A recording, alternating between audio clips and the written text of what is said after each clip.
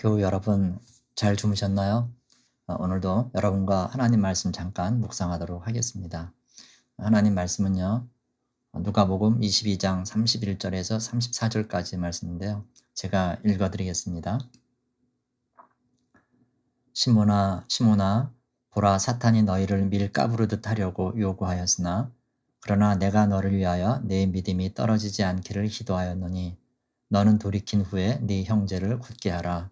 그가 말하되 주여 내가 주와 함께 오게도 죽는 데에도 가기를 각오하였나이다.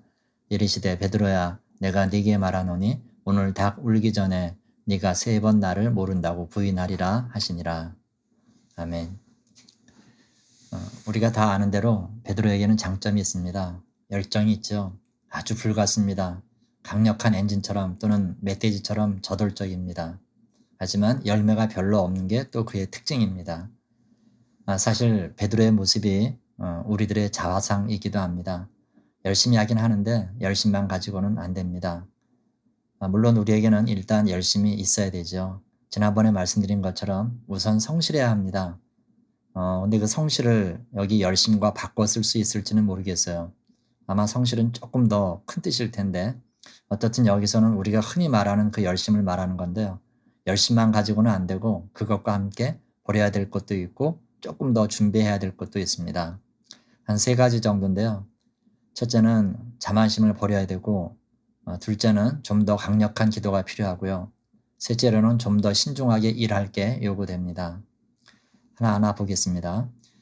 우선 우리가 주의 일을 하는 데 있어서 중요한 태도 하나는요.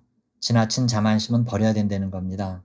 31절을 보면 시몬아 시몬아 보라 사탄이 너희를 밀가부르듯 하려고 요구하였으나 그랬는데요. 이게 무슨 말씀일까요? 말하자면 마귀가 누군가를 자기 편으로 만드는 데는 그 사람의 자만심, 교만 이게 가장 큰 무기라는 거예요. 그래서 예수님이 경고하시는 겁니다. 제발 네게 있는 그 자만심 좀 조심해라, 버려라 그러시는 거예요. 지금 베드로의 위상은 물론 그럴만합니다. 3년 반이나 예수님을 쫓아다녔고 자칭 타칭 수제자입니다. 그리고 기적의 현장에도 가장 많이 있었죠. 아마 예수님 빼고 물 위를 잠시라도 걸었던 사람은 유사일에 베드로밖에 없을 겁니다. 자부심이 있는 거예요. 그런데 그 자부심, 자신감이 지나치니까 그게 자만심이 되는 거예요. 글자로는 한 글자지만 그 효과는 엄청 다른 겁니다. 오늘도 33절에 보니까 그가 말하되 주여 내가 주와 함께 오게도 죽는 데에도 가기를 각오하였나이다 그러는데요. 이게 성령의 의지에서가 아니라 그냥 자기 자신감으로 그러는 거예요. 내가 그러잖아. 항상 내가 그러면 여러분 내가 한다 그러면 거기서 사단이 생기는 거예요. 이 모습 보시고 주님이 뭘 하셔요? 네가 닭 울기 전에 3번 나를 부인하리라 그러십니다. 여러분 세상에서 제일 무서운 게 자만심입니다. 보면요. 그 운동이나 어떤 게임도 늘 앞서 있는 사람, 앞서 있는 팀이 역전당하는 경우가 많더라고요. 그만큼 앞서 있으면 마음을 놓게 됩니다. 근데 가장 무서운 사람이 어떤 사람이냐? 남보다 앞서 있는데 겸손하기까지 한 사람이에요. 이런 사람은 정말 이기기 어렵죠. 네. 오늘 베드로는 분명히 열심히 있었습니다. 근데 아무리 열심히 있더라도 자만하면 무너집니다. 더 겸손한 모습이 있어야 한다는 거예요. 오늘 두 번째 보면 베드로는요, 좀 기도가 좀 부족합니다. 어떤 일이든 주의 일에는 충분한 기도가 있어야 돼요. 오늘 뒤쪽에 보면 예수님이 십자가 지시기 전에 겟세마네 동산에서 피땀 흘려 기도하시는 모습이 나오는데요.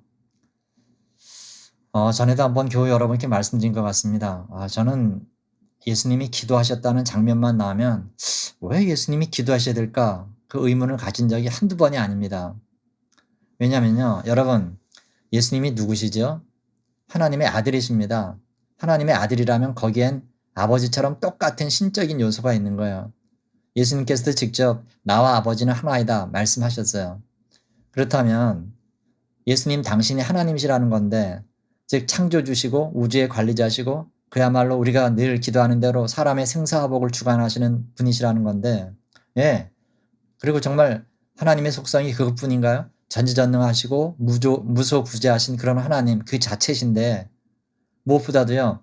인간의 그 무수한 기도를 들으시고 그걸 해결해 주시는 주체신데 그런 분이 왜 기도를 하실까?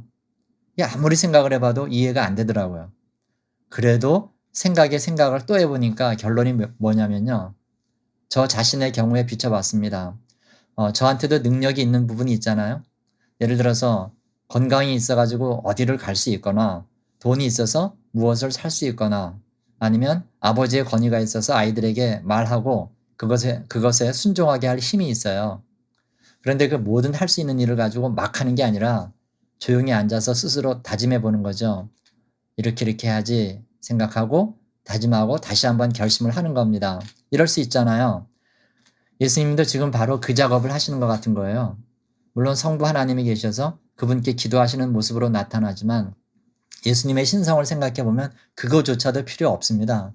근데 기도하시는 것은요, 딱 하나, 겸손하셔서예요.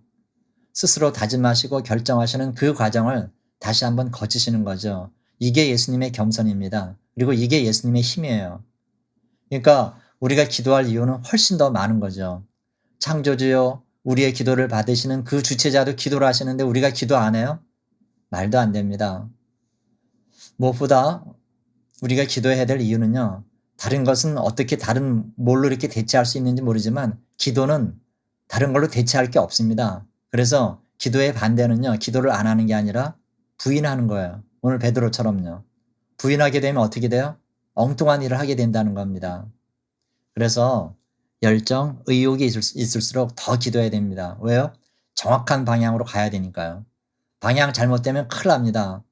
다시 한번 강조하지만 기도를 대체할 수 있는 것은 아무것도 없습니다. 베드로전서 4장 7절에 보면 만물의 마지막이 가까이 왔으니 너희는 정신을 차리고 근신하여 기도하라 그랬는데 여러분 이건 실제 베드로의 경험담입니다.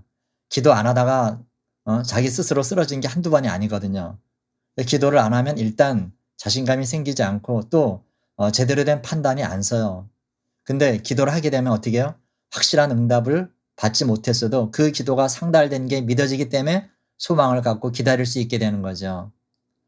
기도를 대체할 것은요. 그래서 묵상으로도 찬양으로도 교제로도 안 됩니다. 기도는 오직 기도로만 채워야 됩니다. 기도할 분량이 채워져야 뭔가가 이루어지는 거죠. 충분한 기도가 있어야 열심도 빛을 보게 됩니다. 열심만이 능사가 아니라 그 위에 기도를 보태시는 저와 여러분 되시기를 주님의 이름으로 축원합니다. 마지막으로 일을 할 때 급하게 행동하지 말라는 겁니다. 이건 꼭 주님의 일이 아니라도 그렇죠? 그래요. 우리가 열심히 했으면 행동이 빨라질 수가 있습니다. 근데 여러분 그래서는 일을 망칩니다. 열심히 있을수록 행동은 천천히 해야 한다는 거예요. 행동을 천천히 하려면 어떻게 해야 될까요? 기도하면 됩니다. 기도 없으니까 칼부터 휘두르잖아요. 베드로가. 먼저 할 게 뭔지를 모르니까 칼부터 휘두르는 거예요. 두려우니까 칼부터 휘두르는 거죠. 주님과 함께 있는데 그 우리 주님의 말씀, 예수님의 명령을 들어야죠. 성경에도 보면 겸손한 백성은요. 뭘 할까요? 영어로 what? 이거 묻지 않아요. 대신 how? 어떻게 할까요? 하고 묻습니다. 여러분 정말 우리 일생에 what? 무엇을 물을 일은 별로 없습니다. 이미 정해져 있는 게 많아요. 하나님 무엇을 할까요? 그의 나라와 그의 의를 위해서 정해졌잖아요. 근데 어떻게 할까? how는 이제 기도 제목인 겁니다. 주님의 지시를 하나하나 듣고 해야 된다는 거죠. 그러니 여러분 조급한 행동이 나올 수 있겠어요? 제가 아주 오래전 단기 선교차 태국에 간 적이 있어요. 전도사 때인데요. 같이 갔던 일행이 한 300명 됐던 것 같습니다. 근데 그때 제가 맡은 일은 서무 담당이었어요. 명찰 써서 달아주고 뭐 비품 준비해주고 이런 잡일 있죠. 그런 거요. 첫 번째 호텔에 들어갔을 때 그 담당 목사님께서 저한테 그 300명 되는 사람 이름을 영어로 써서 명찰을 달아주라 그러세요. 한두 명도 아니고 이 300명 되게 힘들잖아요. 그래도 그걸 한 2시간 정도 수고해가지고 다 했습니다. 달아드렸어요. 사람들마다. 그리고 거기서 한번 호텔을 옮겼습니다. 근데 거기서도 또 옮기자마자 목사님의 지시가 없었는데도 제가 어차피 해야 될 일이라 생각을 하고 그 명찰 한 300개를 써나갔죠. 거의 다 썼을 때 목사님이 저를 보셨어요. 최 전도사 뭐해? 그래서 이 명찰 영어로 썼는데요. 그랬더니 여긴 필요 없어. 그러시는 거야. 얼마나 맥 빠지든지요. 그때 저는 정말 열심히 썼거든요. 그리고 그 즈음에 이게 청년 때 그 합창단 할 때 이게 매주 금요일이면 연습이 끝나고 다들 기도원으로 올라가서 철야 기도를 했습니다. 한 번은 제가 이제 미리 그 기도원에 가가지고 라면을 한 20개 정도 끓여놨어요. 몇 시쯤 오는지 그 시간을 거의 정확하게 맞추거든요. 다들 와서 라면을 먹기도. 그런데 그날 밤 누가 올라오면서 김밥을 싸가지고 오면서 그 김밥을 다 먹었더라고요. 그 라면 삶은 거 거의 다 버렸습니다. 그래서 여러분 열심히 있는 사람 특징이 뭐냐면요. 잘 묻지를 않아요. 그리고 행동부터 하는 거죠. 그러니까 일을 그르치기 쉽다는 거예요. 이 사울 왕도 빨리 전쟁터에 나가야 되는데 제사장이 안 오니까 자기가 그냥 제사를 드려버리잖아요. 제사장 외에는 제사를 집례할 수 없는데도요. 열심히 지나치니까 조급히 행동을 하는 거죠. 근데 그때부터 사울 왕은 인생의 사양길에 접어듭니다. 순종이 제사보다 낫고 듣는 것이 수양의 기름보다 낫다. 그 얘기 듣지 않습니까? 요약하면 뭐죠? 아무리 열정이 있더라도 할 일을 정확하게 절차 따라 차분하게 하라는 겁니다. 그렇습니다, 여러분. 우리가 열심만 가지고는 안 됩니다. 자만심을 버리고 충분한 기도를 하고 그리고 하나님께 재차 3차 묻고 행동해야 된다는 겁니다. 그래야 우리의 열심은 빛나게 되는 거죠. 열심을 가지되 버릴 걸 버리고 주님께 기도하면서 일해 나가면 풍성한 열매를 맺게 될 줄 믿습니다. 오늘도 이런 복이 저와 여러분 모두에게 있어지기를 주님의 이름으로 축원합니다. 기도하겠습니다. 하나님 아버지 감사합니다. 오늘도 우리에게 하루를 허락해 주시고 이렇게 아침 일찍 하나님의 말씀 묵상케 하시니 고맙습니다. 아버지 하나님, 주님의 일을 할 때 우리가 자만심을 버리고 겸손한 마음으로 할 수 있도록 도와주시고 또한 아버지 다른 것보다도 기도를 더 충분히 쌓은 후에 할 수 있게 하시고 거기서 주님께서 하나하나 가르쳐 주신 대로 그렇게 아버지 하나님 기도하면서 서둘지 않고 차근차근히 일해 나갈 수 있도록 우리에게 그 능력을 허락해 주옵소서. 오늘 하루를 온전히 주님께 의탁합니다. 전후좌우 사방팔방에서 우리를 지켜주시고 특별히 아버지 하나님 코로나19로부터 우리 모두를 지켜 보호해 주옵소서.